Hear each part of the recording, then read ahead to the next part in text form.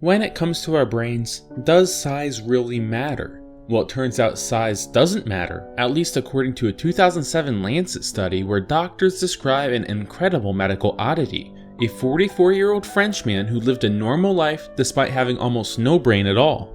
This man lived a normal life up until he was 44, when he went to the doctor complaining of mild weakness in his leg. He was surprised to learn that it was, of course, all in his head, because after an MRI, doctors were shocked to see 90% of the man's brain was missing. Doctors think the majority of the man's brain was slowly destroyed over the course of 30 years by the buildup of fluid in the brain, a condition known as hydrocephalus.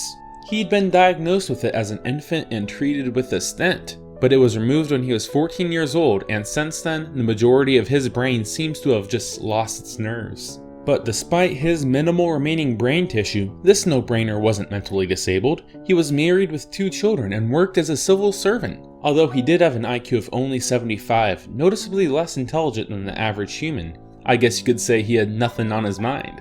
Another example of hydrocephalus comes in 1980, when a student with a degree in math and an IQ of 126 was found to have fluid occupy more than 75% of their brain space. Despite having almost no cerebral cortex, the region of the brain associated with our highest mental capabilities, the man was significantly smarter than the average human, with an IQ of 126. It really makes you think, doesn't it? The man was dubbed the man with no brain. However, due to the slow progress of his hydrocephalus, it's likely that his brain was just squished into the sides instead of destroyed.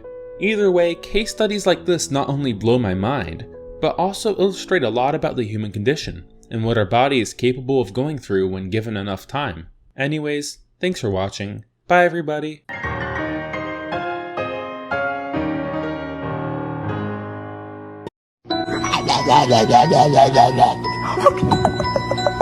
Yeah.